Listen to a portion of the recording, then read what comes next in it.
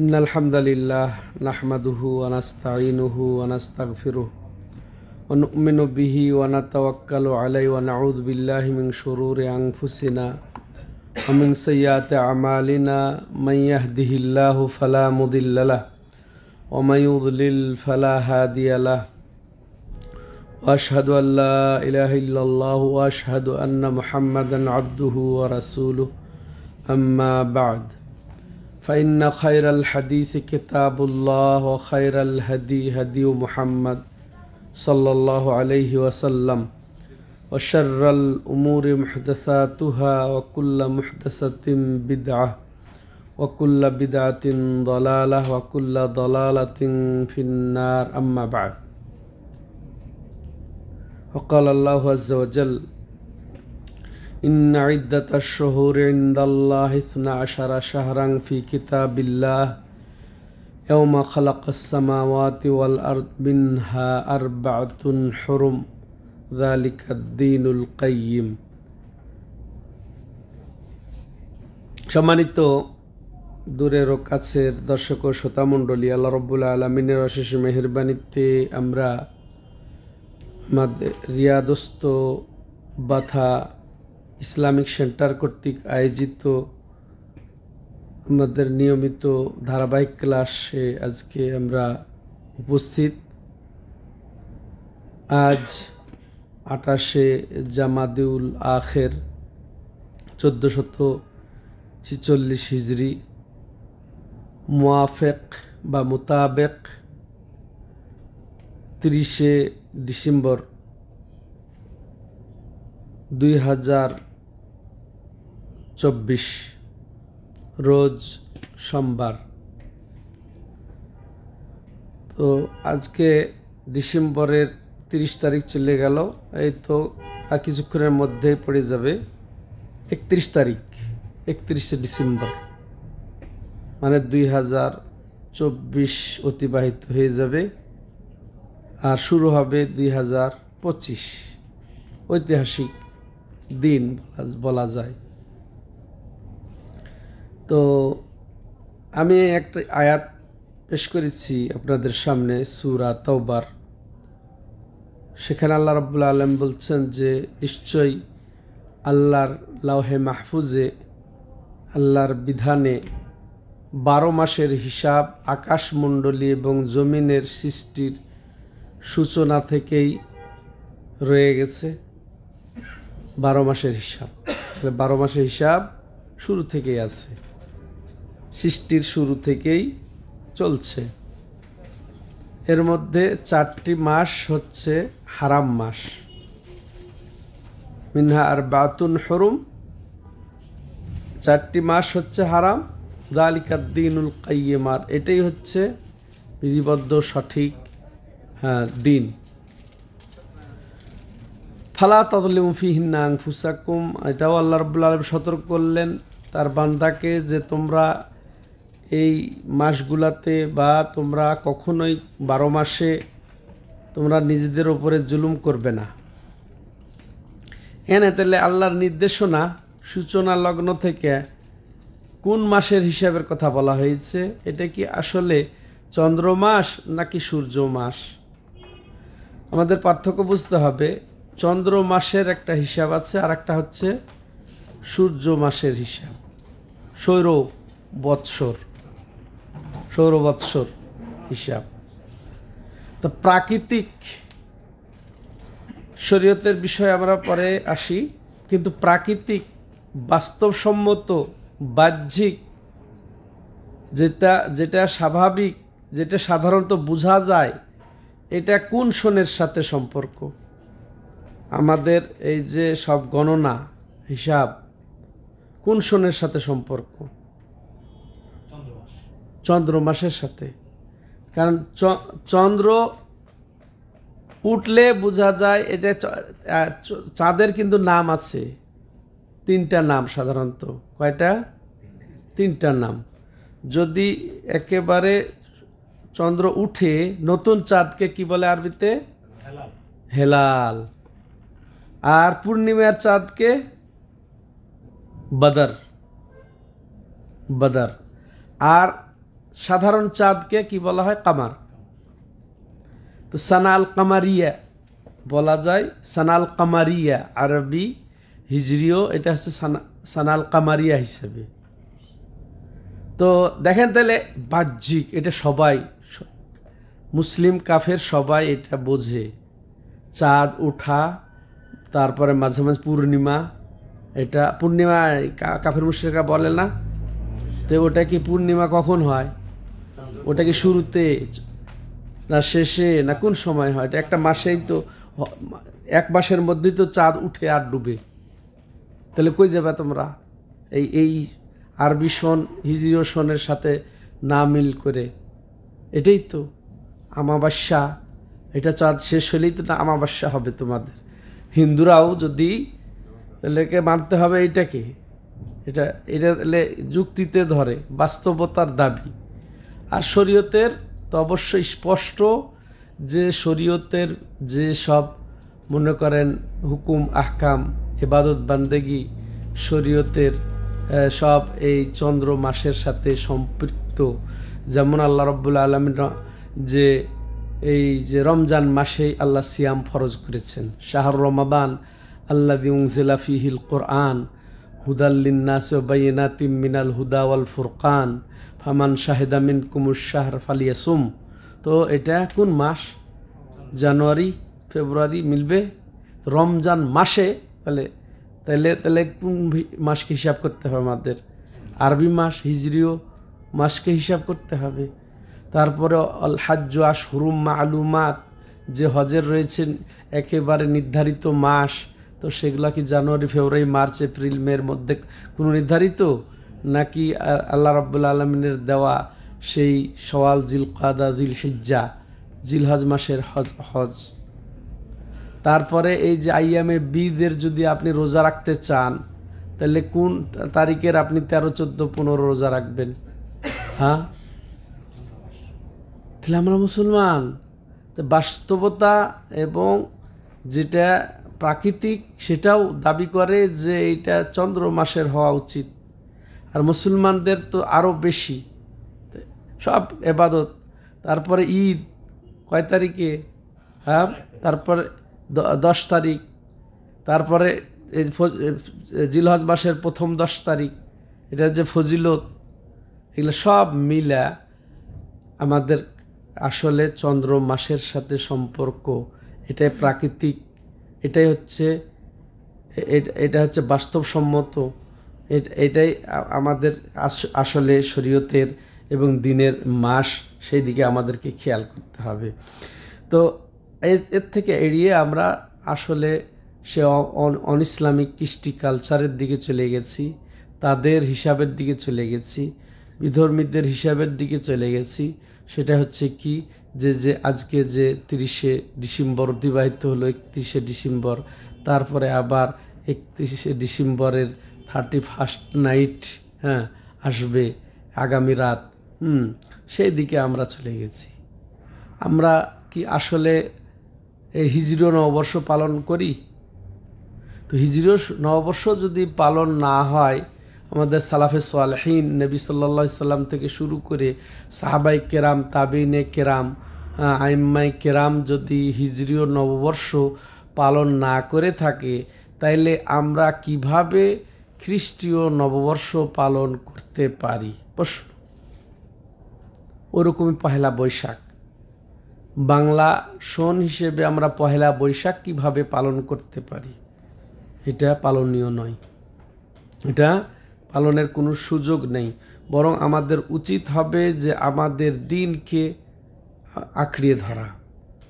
রাসূল সাল্লাল্লাহু আলাইহি সাল্লাম যেভাবে ইবাদত বান্দেগি রেখে গেছেন, যে চন্দ্র মাস হিসেবে ওই মাস হিসেবে আমরা ওগুলা পালন করি, সিয়াম, হজ, আরও অন্যান্য ইবাদত, তো সেভাবেই আমরা পালন করে থাকি বটে।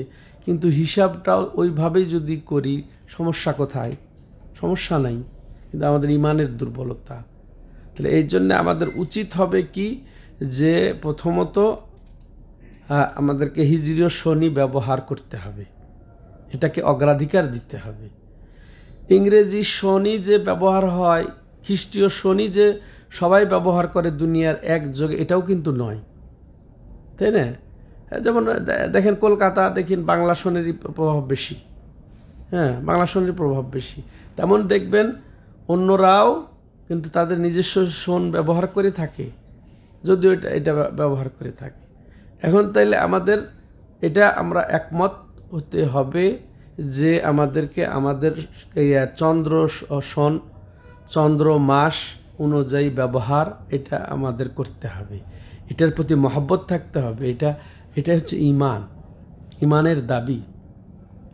আল্লাহ রাব্বুল আলামিন কোরআনে পাকে যত তাওহীদের গুরুত্ব দিয়েছেন, হ্যাঁ, তাওহীদের গুরুত্বের পরেই যে বিষয়টার বেশি গুরুত্ব দিয়েছেন আকীদা কেন্দ্রিক, সেটা হচ্ছে যে আল্লাহর জন্যেই ভালোবাসা, আল্লাহর জন্যেই ভালো না বাসা, আর সেটাকে আল ওয়ালা ওয়াল বারা বলা হয়।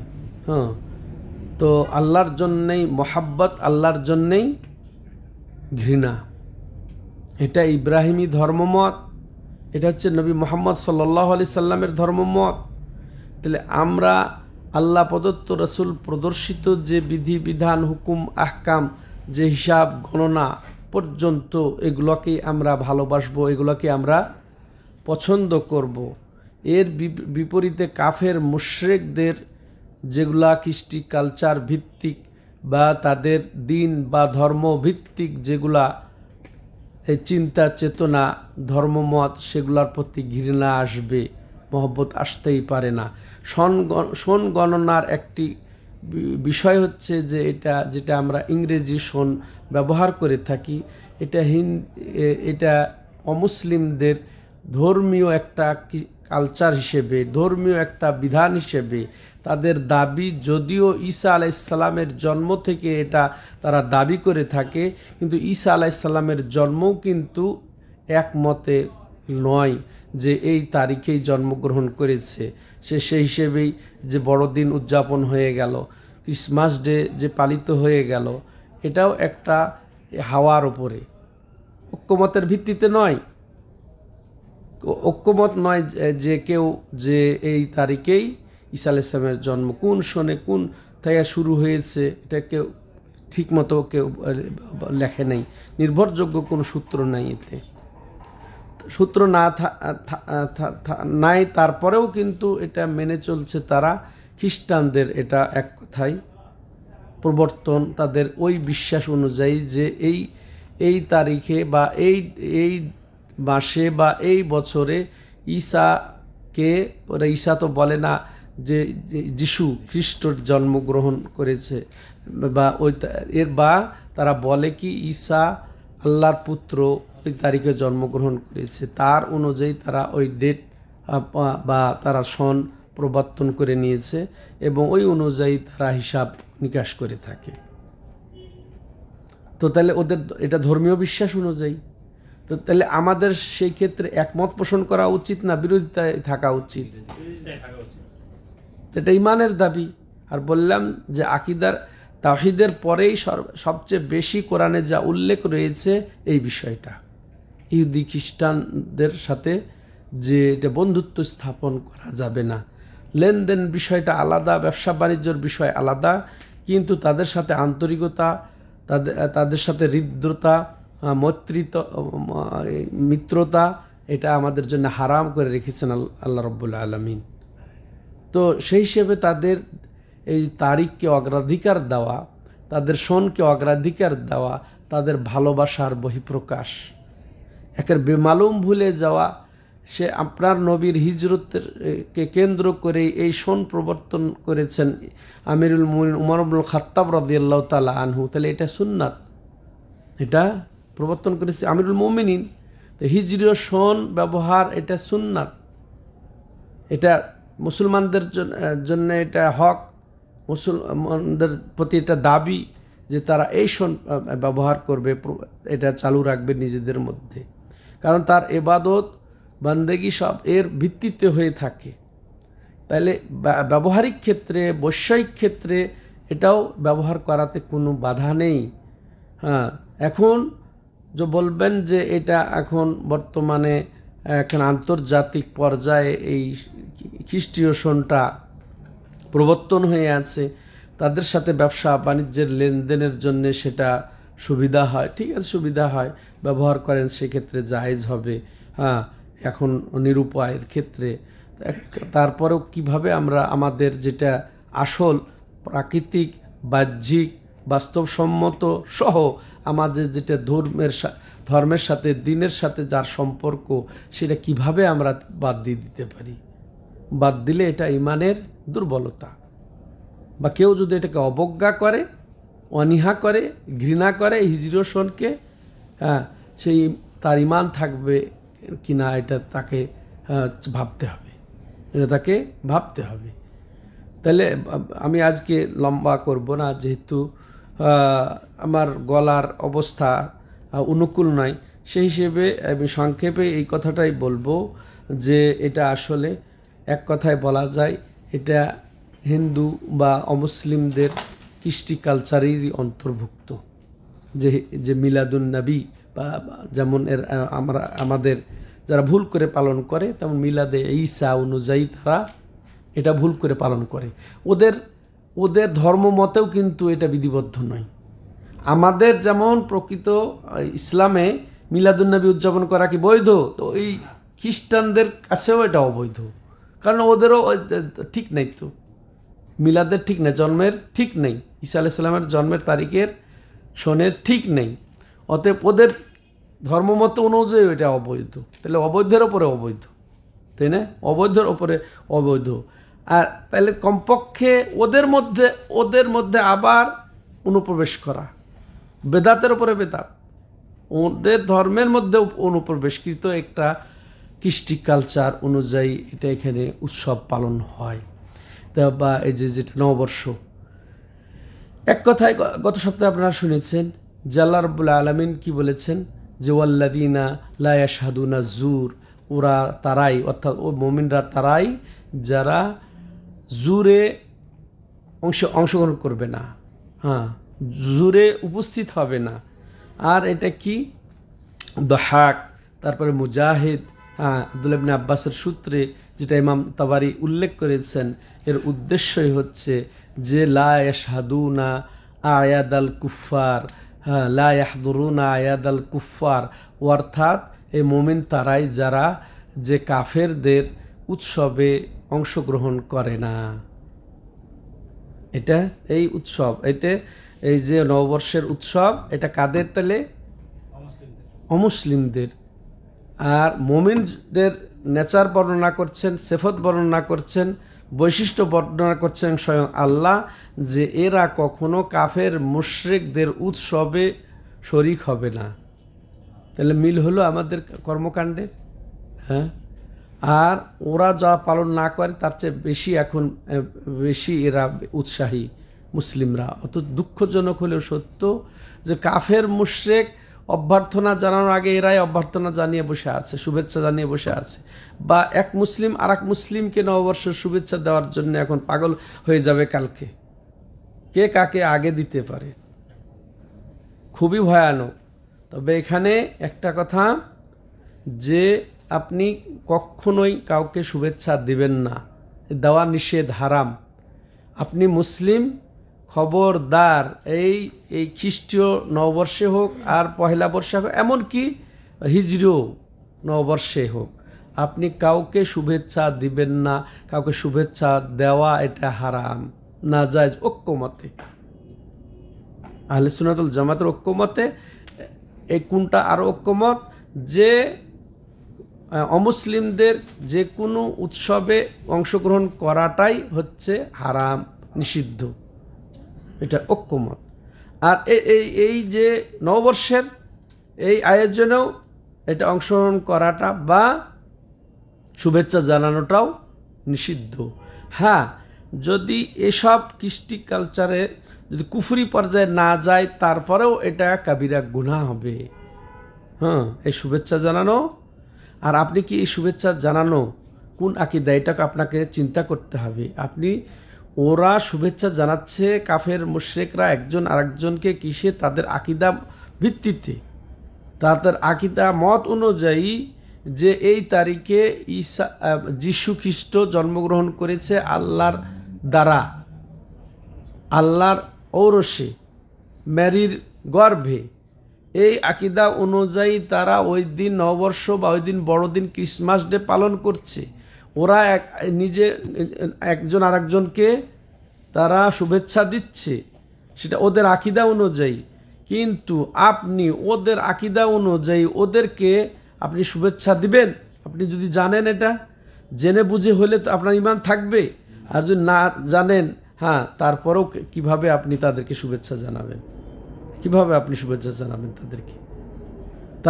তারা কিসের ক্ষেত্রে এটা শুভেচ্ছা বিনিময় করছে, এটা আবার বুঝতে হবে। তো এটা আমাদের সার্বিকভাবে এর থেকে বিরত থাকতে হবে, এতে কোনো সন্দেহ নেই। তাইলে এক কথায় নববর্ষের শুভেচ্ছা বিনিময় এটা জায়েজ নেই কোনো মুসলমানদের জন্যে। এখন বাকি থাকলো যেটা সংক্ষেপে, যে আমরা শোন ব্যবহার করব কি করব না। এখন আমাদের যদি না করে পারা যায় ভালো, এটাই আমাদের করতে হবে, বিরত থাকতে হবে। আর যদি না ব্যবহার করে না চলে, তাইলে ওই তো জায়েজ আছে, কিন্তু আপনি তার সাথে সাথে হিজরি শোন ব্যবহার করেন। এটা আপনার ইমানের দাবি, বাস্তবতার দাবি, এটাকে অবশ্যই লক্ষ্য করতেই হবে। ওরা ঈসা আলাইহিস সালামের জন্মের তারিখ পালন করে। আর নবী ছিল না? আরও কত নবী অতিবাহিত হয়ে গেছেন। ঈসা আলাইহিস সালাম শেষ নবী, বনি ইসরায়েলের শেষ নবী, অর্থাৎ আমাদের নবী আগ পর্যন্ত শেষ নবী তিনি, তাই না? পূর্বের শেষ নবী।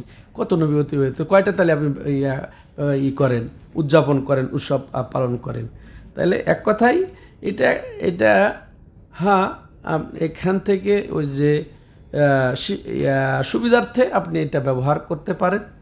বা আপনি এই যে বছর শেষ হয়ে গেল, এই বছর যদি আপনি এমনি ঘনাঘাটা করে আপনি পালন করতে পারেন না, যে এক বছর চলে গেল আবার নববর্ষ শুরু হলো, আপনি এখান থেকে শিক্ষা গ্রহণের জন্যে যে হাইরে প্রতিদিনই আপনার এখান থেকে শিক্ষা গ্রহণ করা উচিত। হাসান বাসরি রাহিমাহুল্লাহ চমৎকার বলেছেন, যেদিন একটা সূর্য ডুবে যাওয়া মানে আপনার আয়ু থেকে একটা দিন মাইনাস হয়ে যাওয়া। এভাবে আপনি শিক্ষা নেন। তেমনই একটা সপ্তাহ আপনার জীবন থেকে চলে গেল, এক সপ্তাহ অতিবাহিত হয়ে যাওয়া মানে, একটা মাস অতিবাহিত হয়ে যাওয়া মানে এক জীবন থেকে একটা মাস কমে গেল। একটা বছর অতিবাহিত হয়ে যাওয়া মানে একটা বছর আপনার জীবন থেকে শেষ হয়ে গেল, তাই না? এটা শিক্ষা নিয়ে আপনি ইহকাল পরকালের পাথেও সংগ্রহ করতে পারেন, এই শিক্ষা নিতে পারেন। কিন্তু এছাড়া আর অন্য কিছু যেভাবে কাফের মুশরিকরা ঘনাঘটা করে পালন করে থাকে, এটা কখনোই শোভনীয় হবে না, কোনো রকমের এটা জায়েজ হবে না, বরং এটা কাফের মুশরিকদের সাদৃশ্য পোষণ হয়ে যাবে। আর সাদৃশ্য পোষণ সম্পর্কে আমরা জানি যে রাসূলুল্লাহ সাল্লাল্লাহু আলাইহি ওয়াসাল্লাম বলেছেন, মান তাশাব্বাহা বিকাউমিন ফাহুয়া মিনহুম, যে জাতির অনুকরণ করবে সে তাদেরই অন্তর্ভুক্ত হয়ে যাবে, নাউজুবিল্লাহ। তাইলে এটা কাফের মুশরিকদের, এটা বিশেষ করে এটা খ্রিস্টানদের, এই খ্রিস্টীয় নববর্ষ এটা খ্রিস্টানদের। অতএব তাদের এই কাজে অংশগ্রহণ করা মানে তাদের সাদৃশ্যতা পোষণ করা এবং তাদের আকীদা মত অনুযায়ী, এটা যেহেতু তাদের আকীদাকেও সমর্থন করা বোঝায় যদি আমরা এই 31st নাইট উদযাপন করি। এর সাথে যত নোংরামি আছে, যত অশ্লীলতা আছে, যত বেহায়াপনা আছে, এটা তো আরও যুক্ত হয়েছে। সবচেয়ে বড় নোংরামি, সবচেয়ে বড় যেটা ভয়াবহতা, সেটা হচ্ছে তাদের আকীদা কেন্দ্রিক আপনি তাদেরকে শুভেচ্ছা জানাচ্ছেন। এটা হচ্ছে বড় ভয়াবহ, তাদেরকে শিরকি আকীদা কেন্দ্রিক।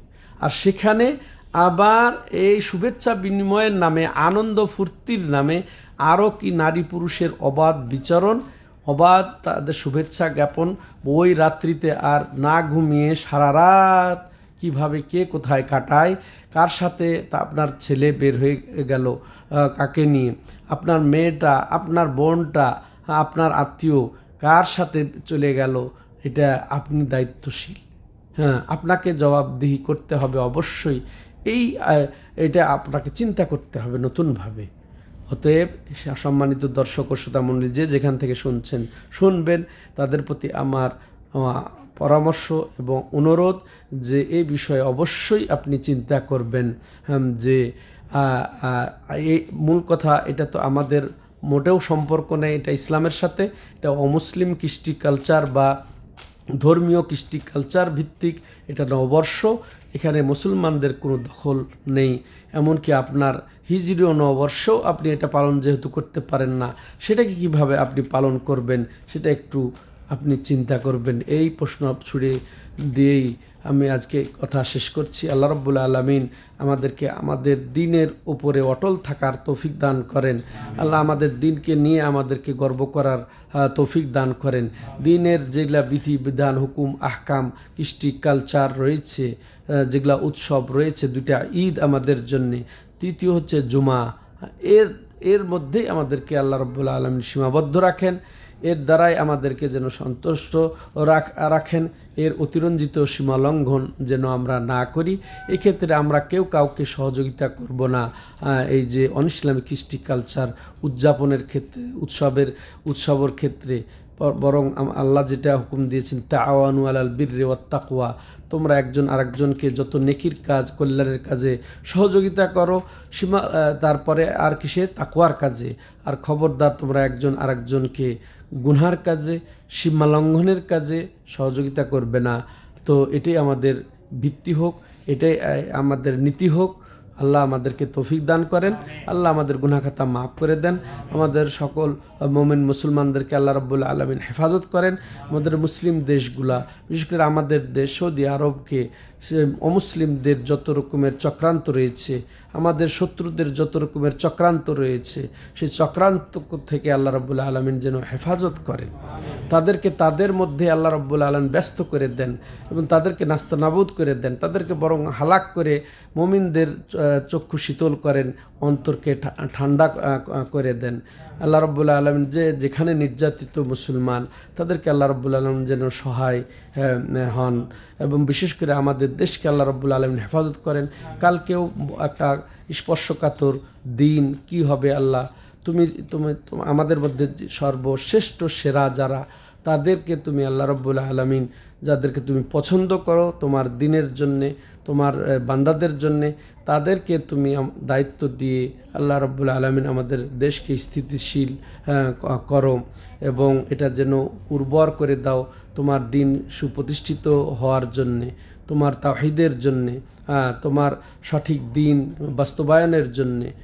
আল্লাহ রাব্বুল আলামিন যে দ্বীনের উপরে, যে নীতির উপরে, যে আকীদার উপরে, যে আমলের উপরে, যে কৃষ্টি কালচারের উপরে তুমি রাজি, সেই কৃষ্টি কালচার অনুযায়ী যারা দেশ মাশাআল্লাহ পরিচালনা করবেন, তাদেরকে তুমি গ্রহণ করো আমাদের এই দেশে।